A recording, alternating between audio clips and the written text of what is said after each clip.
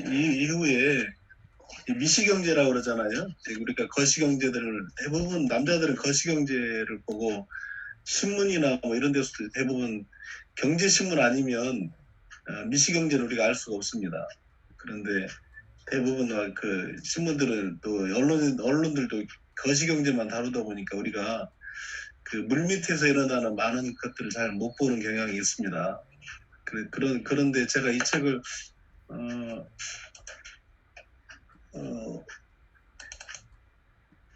우연히 보고 이 책을 좀 읽어봐야 되겠다. 그래서 이제 이 모종린이라는 사람인데요. 이분이 잠깐만요. 뭔가? 뜨나요? 네. 예. 네. 더 크게 할 수 있나요? 단가 이게? 큰거 같은데. 어제 갑자기 뭐 하느라고 막 정리하고 있는데 집사람이 11시 되니까 11시 반 되니까 막 가지고 계속 그래서 먼저 들어가라고 하는데도 안 들어가고 요즘 저를 뭐 무슨 컨트롤하고 싶으신지 계속 제 옆에서 있어가지고 제가 죽겠습니다. 그래서 저 많이는 못하고 이 책은 이 서론에 그 프롤로그에 그 굉장히 중요한 내용들이 다 들어있고요. 그 내용을만 충분히 알아도 이 책의 상당 부분을 알 수 있고 흐름을 전체적으로 알 수 없습니다. 그래서 이거는 이제 코로나19 이후에 어떻게 우리의 경제나 유통이나 뭐 우리 환경이 어떻게 변화갈까, 사람들이 무엇을 원할까 하는 것들을 다룬 책입니다. 제목은 머물고 싶은 동네가 뜬다. 저도 제목만 보고 책 표지만 보고 처음 하찮게 봤다가 이거 그 간단한 일기책이 아니다 싶어서 제가 이걸 책을 정리하느라고 이렇게 일과영성 그 일과영성 일기 난중일기처럼 그 노트를 제가 심혈을 기울여서 며칠을 쇼핑해서 책하고 사이즈 맞는 노트를 제가 했고요. 제가 오프라인을 모일 때 하나씩 다 드리겠습니다. 예, 모종리라는 분이 연세대 국제대학원 교수였고요. 코넬대 경제학과를 졸업했고 스탠퍼드 대학에서 경영학 박사학위를 받았습니다. 인재입니다. 이 사람은 라이프 스타일 모든 이제 우리가 제가 패션 회사에 다닐 때 이제 사람들의 라이프 스타일을 이제 계속 이제 이렇게 서치를 해요. 사람들이 어떻게 살아가는가, 무엇을 원하고 어느 반경으로 움직이고 뭐 어떤 사람이 이 세상을 주도하는가, 뭐 이렇게 이런 것들을 이제 계속 보고 그러면서 이제 컬러가 어떻게 되는가, 사람들이 어떤 감성을 가지고 있는가 이런 것들 해서 이제 컨셉을 만들어내고 그 컨셉에서 필요한 이미지라든지 컬러라든지 뭐 이런 것들을 만들어내고 거기서 메인 컬러, 서브 컬러 막 이렇게 여러 가지 만들어내는데 그런 이제 라이프 스타일을 전문적으로 이렇게 연구하시는 분이에요. 근데 이분이 이제 이 책을 쓰면서 앞으로 최근에 나온 책입니다. 이게 따끈따끈한 책입니다. 그 앞으로 코로나19 시대에 코로나19 포스트 코로나 시대에 어떻게 우리의 그 유통시장이라든지 세상이 변화될 것인가에 대해서 자기가 연구한 것을 바탕으로 해서 진 책입니다. 혹시 뭐 시간이 없어 못 읽으셨거나 하셨던 분들은 한번 좀 어려울 수도 있는데요. 다 못 읽게 되면 앞에 들어가면 목차 부분하고 그 다음에 그 1편 1부 정도라도 읽으시면 굉장히 많이 도움이 될 것 같고요. 시간이 되시면 그 뒤에 부분도 읽으면서 구체적으로 이제 사례들이 나오니까 사례들을 확인해 보면서 책을 읽으면 좋겠습니다. 그래서 앞에 처음에는 열심히 읽고 뒤에는 그냥 이렇게 쭉 이렇게 점검만 하셔도 되고요.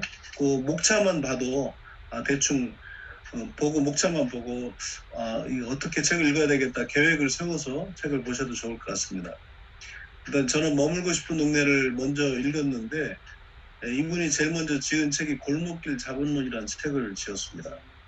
골목길 자본론. 우리가 알지 못하는 사이에 수많은 골목길들이 생겼고 동네가 생겼습니다. 제가 뭐 우리 책을 보면 나오지만 어마어마한 골목길에 나오는데 젊은 사람들은 백화점에 가면 잘 없습니다.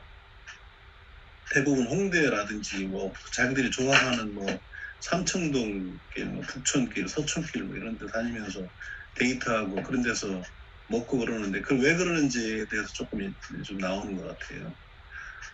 그다음에 이제 라이프 스타일을 제한한다 이런 이 책도 이분이 펴낸 책인데 세 권을 같이 이렇게 좀 비교하면서 이렇게 읽으면 굉장히 도움이 될 것 같습니다. 백화점을 하는 사람이나 뭐 유통을 하시는 분들은 이 책을 아마 읽었을 거라고 생각하고요. 또 이런 것들 정책에 반영돼야 되기 때문에 정치하는 사람들이라든지 이런 사람들은 이런 책들을 읽습니다. 굉장히 이거는 그냥 이렇게 지나가는 유행이 아니고 이거는 이제 메인스트림에 관련된 부분인 것 같아요. 제가 보니까요. 트렌드가 되는 것 같습니다. 다음 세대에.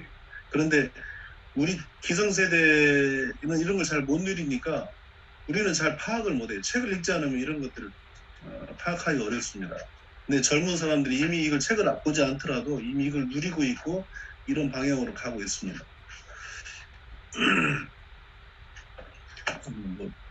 뭘 해야 뭐 같이 공유가 되나 본데 이건가?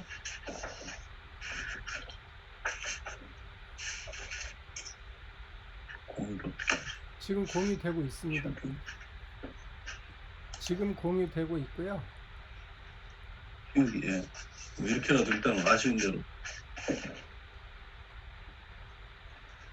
처음에 오프라인 시장의 미래는 어떤 모습일까? 코로나19 때문에 언택트 중심의 시대로 막 변해가는 것 같은 엄청난 변화들이 일어나니까 그러면 오프라인 시장의 미래는 어떤 모습일까? 이제 그런 서두에 말을 던집니다. 근데 이분이 이렇게 보니까 지난 20년 동안 코로나19 말고도 오프라인이 굉장히 많이 두드러지게 변화가 되었는데 골목 상권의 부상이다. 이렇게 해놨습니다. 미국의 시어즈 백화점이 문을 닫았어요. 수많은 백화점이 문을 닫아가지고 그 아마존의 물류창고 역할을 하고 있습니다. 미국은 이미 뭐 롯데백화점, 현대백화점 우리는 아직도 그러고 있는데 미국이 유통은 가장 앞서고 있는데요. 그 백화점들이 문을 뭐 닫고요. 그 오프라인은 뭐 K마트라든지 이런 거 다 문을 닫았습니다. 월마트 정도만 살아가지고 월마트도 왜 살아남은 이유가 이마트처럼 이마트가 쑥을 하잖아요. 쑥인가요? 쑥? 저녁에 요청하면 아침에 갖다 주는 그 신선식품 위주로 해가지고 변화를 유도하고 있는데 그래서 지금 앞으로는 이마트도 오프라인 매장은 뭐 오프라인 매장으로서 역할보다는 그 물류창고, 물류센터로서의 역할을 더 많이 할 가능성이 많습니다. 제가 어제 가보니까 어제 누가 에어컨 상담을 하러 해서 안산에 가보니까 안산 그 지하에다가 혹시 그 공유 오피스 많이 들어보셨죠? 공유 오피스. 공유 물리센터 들어봤나요?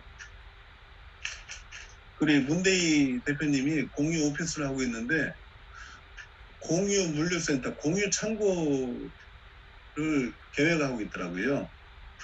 근데 회사 나온 지 1년도 안 돼가지고 벌써 지금 2개하고 3개째 지금 이제 기획하고 있더라고요. 3개째 하고 있고 4개째 지금 4개째를 갖다가 공유 창고를 하고 있던데 제가 안산에 가보니까 뭘 하고 있냐면 공유 식당을 하고 있더라고요. 공유 주방. 그 식당을 하는데 요즘 다 이제 오프라인으로 온라인으로 다 이제 배달을 하니까 아예 사람을 받지 않고 식당을 한 뭐 100평 정도 룸사롱 하던 지하를 개설해가지고 한 6평 단위로 해서 20개 정도의 그냥 주방만 만드는 거예요. 주방을 공유하는 겁니다. 그래서 적은 돈을 들고 주방만 식당 오픈하는데 비용 별로 안 드는 거죠. 음식할 수 있는 공간만 만들어가지고 이제 이름만 해서 카talog만 만들어서 배달하는 데다가 연결시키면 사업을 할 수 있으니까 그렇게 굉장히 빠르게 이렇게 변화가 되고 있는데 이제 그것들이 전부 다 골목 상권 부상과 연관이 있습니다. 그 뭐 안산에 있는 사람들이 뭐 부산까지 오고 뭐 여기 부천까지 오진 않잖아요. 그래서 그 골목 상권 내에서도 상당히 많은 변화들이 그 밑에서 물 밑에서 일어나고 있다. 우리가 이런 책들을 보지 않으면 이런 것들을 알 수 없는데요. 2020년 12월 기준에서 전국 골목 상권 현황을 여기 그 41쪽에 보면 표로 이렇게 나와 있습니다. 제가 한번 읽어볼게요. 홍대에서 맨 처음에 시작했죠. 홍대 거리 하면 젊은이들의 거리죠. 홍대만 있는 게 아니고 요즘 이제 그게 다양하게 돼가지고 2000년대 중반부터 가로수길, 삼청동길, 북촌길, 서촌길, 이태원을 거점으로 해가지고 최근에 물레동, 을지로, 해방촌, 만리동길, 동교동길, 연남동길, 연희동길, 상암동길, 대사관길, 한남 오거리, 경리단길, 이 리단길을 많이 붙이더라고요. 최근에요. 도산공원, 양재천길, 용리단길, 요한 은행나무길, 신당동, 창신동, 경춘선 숲길, 쌍리단길, 문화예술거리, 물레동, 물레동에 물레 창작촌이라는 게 있고요. 방학동에 방학천 문화예술거리라는 게 있습니다. 서울에만 61곳에 이런 그 젊은이들이 이렇게 모이는 그런 곳이 61곳이 생겼답니다. 지금 한 5년 전에 비해서 한 뭐 3배 정도 늘었다고 하는 것 같아요. 이런 것들이 계속해서 늘어나니까요. 이 젊은 사람들이 30대, 40대 왜 서울에서 이렇게 살려고 하느냐? 그 서울에서 살려고 하는 이유가 이 사람들이 그 직주 문화라는 게 있어. 직주 문화. 직장과 주거를 같은 곳에서 해결하려고 한다. 이것도 이런 그 오프라인 골목 상권 부상과 연관이 있는데요. 제가 지난번에 뭐 한번 얘기한 적에 슬세권이나 뭐 스세권이 있습니다. 슬리퍼를 신고 다니는 거리를 슬세권이라고 그러고 스타벅스가 있는 그 거리를 이 지역을 기본으로 스세권이라고 한다고 하는데 이런 동네들을 계속 만들어 가지고요. 이 동네로 갑니다. 아이들이 젊은 사람들이. 그러니까 우리가 그래서 복음을 전하거나 그 청년들을 뭐 세운다거나 뭐 청년들 뭐 멘토링 한다거나 하면서 이런 거리를 안 가보면 뭐 어렵습니다. 최근에 제가 그 뭐 여러분도 많이 가보신 분도 계실 텐데요. 그 빵으로 만든 그런 그 컨셉 샵들이 많습니다. 요즘 많이 생겼습니다. 빵을 주제로 해가지고 예. 그래서 시골에 이렇게 어디 과수원 전체를 그 리모델링 해가지고 과수원에다가 빵가게를 차려요. 어마어마하게 크게 차립니다. 그리고 거기에 이런 그 파리바게트라든지 동네 빵집에서 볼 수 없는 아주 다양한 빵들을 어마어마한 빵들의 종류를 만들어 놓고 커피와 뭐 이런 것들을 가지고 그 빵 그 뭐라고 해야 되나요? 그렇게 모아놓은 걸 뭐라고 그러죠? 뭐 공원을 이렇게 그래서 컨셉샵으로 만들어 가지고요. 사람들을 막 젊은 사람들을 막 무지무지하게 모아대고 있습니다. 그 중에서 이제 가끔 가다가 시니어들도 걸려서 따라 들어가서 한번 가본 사람들은 거기를 계속 가게 되더라고요, 보니까. 근데 그게 지금 김포에 뭐 또 여기 저 논현동에 뭐 심지어는 북한산에도 있고요. 제가 제주도에도 가보니까 제주도에 막 그 어마어마한 그 건물을 지어놨어요. 한옥으로 대궐처럼 지어놨어요. 어마어마하게 커요. 그리고 그 굉장히 큰 이런 그 공원도 막 어마어마한 공원도 지어놨는데 그거를 빵으로 컨셉을 잡아가지고 빵과 커피로 그래서 이게 커피가 이게 오늘 왜 이렇게 많이 생기나 이게 스타벅스 우리나라처럼 커피집이 많은데도 없는데 그런데 제가 이 CEO 룸카페도 만들었지 않습니까? 뭐 홈카페도 만들고요. 이게 앞으로 이게 이런 것들이 제가 보니까 젊은 사람들이 우리가 옛날에 다방에서 모였던 것처럼 당구장에서 모였던 것처럼 이런 이 카페에서 모이는데 그 카페에 차만 마시기 어려우니까 거기에 대화가 있고 거기에 모임이 있고 일종의 공동체예요. 이 사람들 골목 상권입니다. 그래서 그런 것들이 계속 많아지는 거 아닌가. 그래서 이것들이 도시 산업의 생태계로 진화한다. 골목 상권은 그래서 단순히 상품을 소비하는 것이 아니라 컨텐츠를 경험하는 문화지구다. 이 사람이 그냥 빵집에 가는 게 아니에요. 자기들만이 그래서 그게 굉장히 외진 곳에 다 있습니다. 규모도 크고. 그리고 대부분 사람들은 뭐 안 가보는데요. 한번 인터넷 쳐보면 나옵니다. 그러니까 제가 길을 가다 보니까요. 길거리에 계속 빵 막 써놨어요. 큰 이렇게 아무것도 없어요. 이름도 없어요. 그냥 빵이라고 이렇게 빵. 조금 더 가면 또 빵.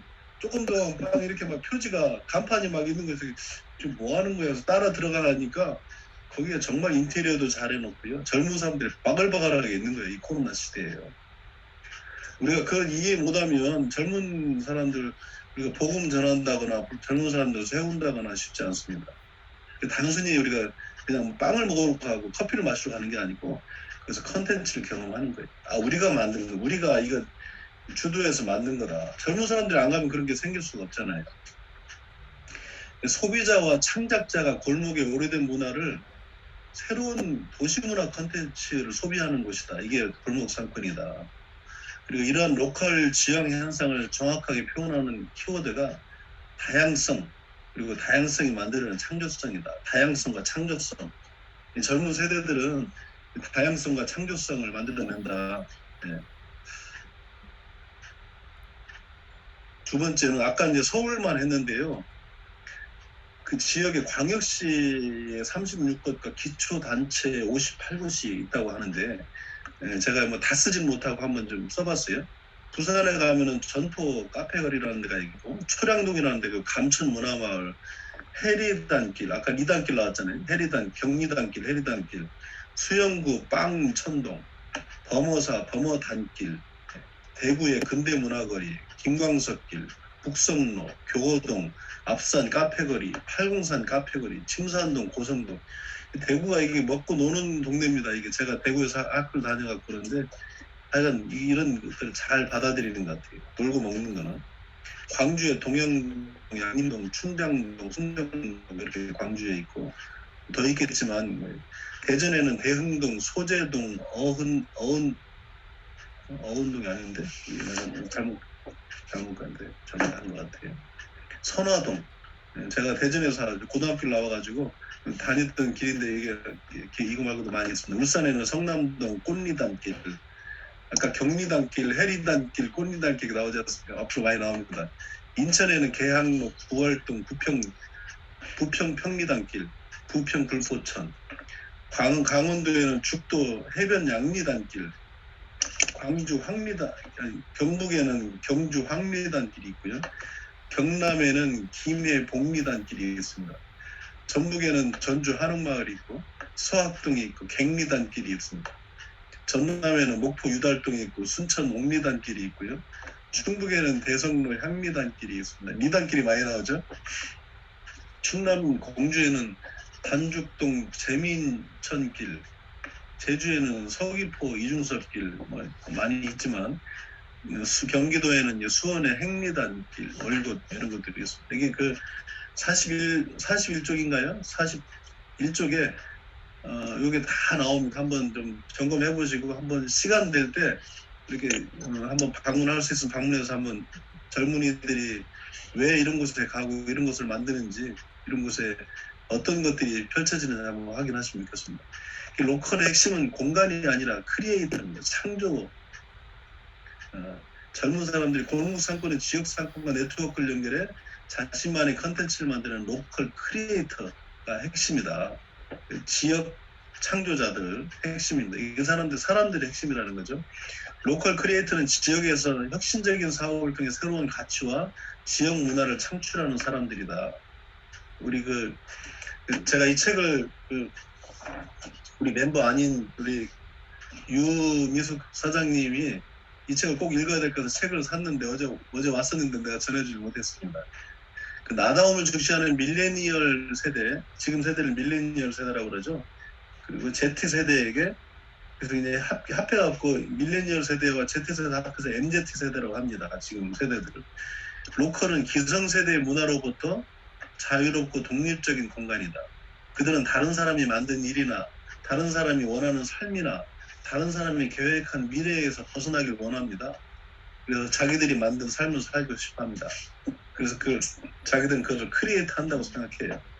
그리고 그들은 그러면서도 지역과 상생하기를 원한다. 그러니까 대기업이라든가 큰 것들을 원하는 사람도 일부 있지만 이렇게 자기만의 어떤 공간, 자기만의 어떤 삶, 자기만의 계획, 자기만의 미래 이런 것들을 하면서 그 지역에서 상생하기를 원합니다. 서울 집값이 많이 올라가는 게 젊은 사람들이 이렇게 사서 그렇잖아요. 그러니까 직장과 주거, 자기들은 합리적이기 때문에 직장과 주거를 함께 누리고 싶다. 슬리퍼를 신고 내가 다니면서 쇼핑을 하고 싶다. 내가 만든 거리를 만들고 싶다. 기성세대가 만들어 놓은 그 거부하고 싶다. 그런 어떤 의미들이 있다 보니까 서울의 젊은 세대들이 30대, 40대, 20대들이 막 집을 산다고 해서 집이 이렇게 값 많이 올라가는 거죠. 오프라인의 미래를 로컬로 수렴한다는 겁니다. 저희는 지금 코로나 컨택트 시대에서 코로나로 인해서 언택트 시대로 넘어갔다 이렇게 생각하고 뭐 어마어마한 변화가 일어나고 있습니다.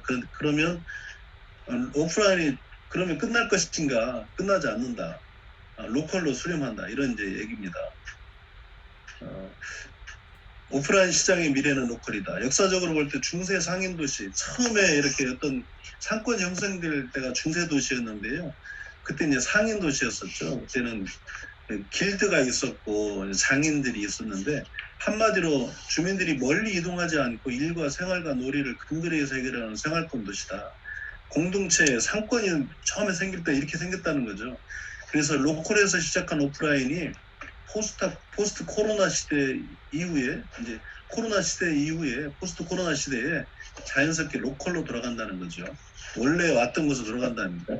그래서 리테일이 여러 단계를 거쳐서 리테일 4.0 시대, 우리가 필립 코틀러의 리테일 4.0 시대라고 그러지 않습니까? 여기는 온 오프라인의 융합과 균형에 있다는 겁니다. 온라인이 제공하지 못한 오프라인만의 감성과 경험을 제공하는 실력 있는 기업이 디지털 전환을 통해 온 오프라인을 융합하는 딥텍트 시장을 선점할 것이다. 지금 기업들도 엄청나게 많이 움직이고 있습니다. 이게 개인들이 해야 되는 것들인데 이것을 눈치챈 대기업들이나 유통기업들, 또 특화된 기업들이 이런 데 많이 들어오고 있고요.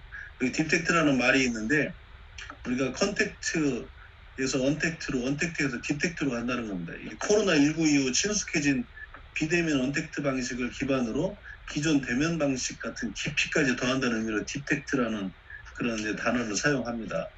그 미국의 오프라인 쇼핑몰이 어떤 사람들의 라이프 스타일이 변화에 맞춰서 이제 상가들을 만들어 가는데 첫 번째가 네이버 후드 상가입니다. 이게 이제 그 동네 상권이나 마찬가지입니다. 이게 처음에는 이게 동네를 아우르는 동네에서 금방 걸어갈 수 있는 그런 거였다가 두 번째는 차들을 사용할 수 있으니까 차 문화가 이제 주요 문화가 되면서 광역 쇼핑몰과 파워센터로 해서 이제 굉장히 넓은 지역의 파워센터가 되었었는데 최근에 그것들이 라이프 스타일 센터로 변합니다. 오탈자가 많은데 라이프 스타일 센터로 변한다. 그래서 최근에 이제 생기는 것들이 슈퍼테인먼트. 슈퍼테인먼트는 쇼핑과 인터테인먼트, 쇼핑과 즐기는 것을 함께한다. 아트테인먼트, 예술과 뭐 놀이를 함께한다. 이런 이제 개념들의 어떤 쇼핑몰로 경험한다는 거죠. 결국 이게 뭐냐면 경험과 감성을 중시하고 확대하는 방향으로 새로운 도전. 예전에는 물건을 팔고 뭐 그 물건을 파는 기술, 뭐 데이터 이런 것들을 위주로 됐었는데 거기에 경험과 감성을 더해가지고 만들어진다는. 그래서 쇼퍼테인먼트나 아트테인먼트. 최근에 경제신문에서 보니까 롯데백화점이 새로 오픈하는데요. 그 매장 내에다가 축구장 3개 큰가? 6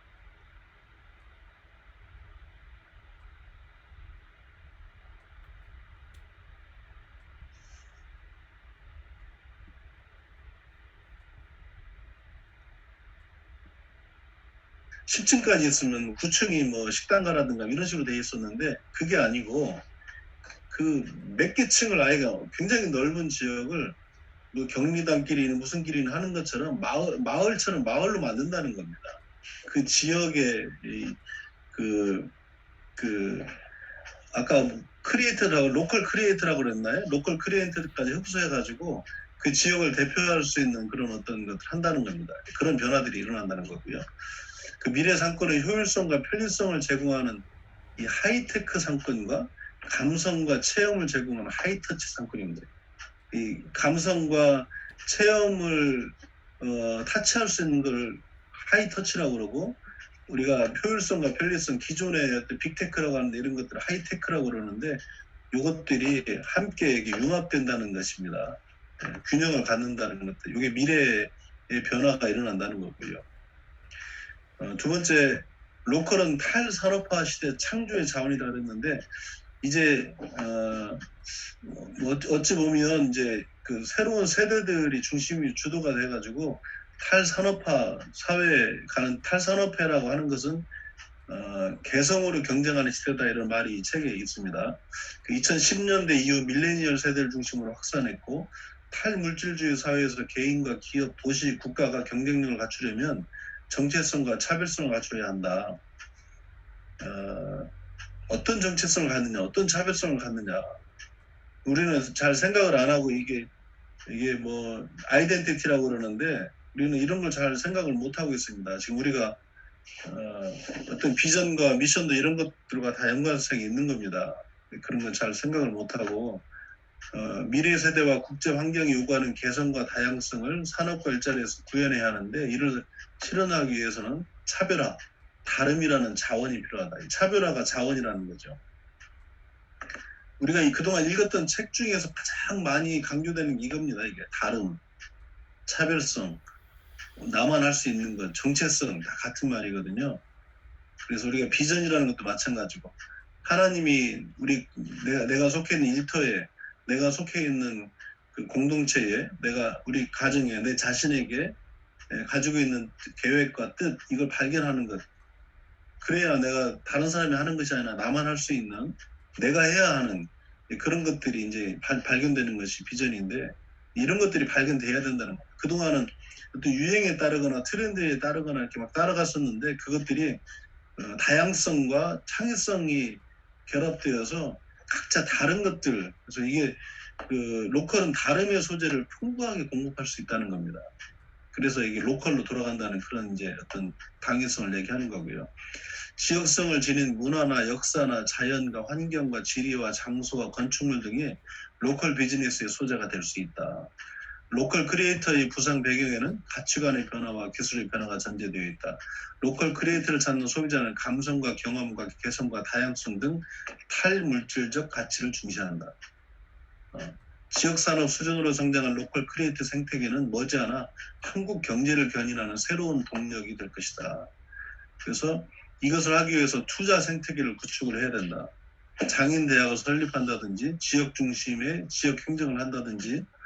그래서 저희가 지금 뭐 공산주의, 뭐 자본주의 막 이러고 자본주의 시장 뭐 만능주의 막 여러 가지 막 있지만 그런 것들이 어찌 보면 이제 변화가 생겨서 지식사회로 변화가 되고 탈산업화가 되고 그러면서 이제 인간의 개성과 어떤 다양성과 창조성들이 결합된 그런 새로운 문화들이 만들어진다는 겁니다. 그런 변곡점 가운데 우리가 있다는 것에 대해서 우리가 이해를 해야 된다는 거죠.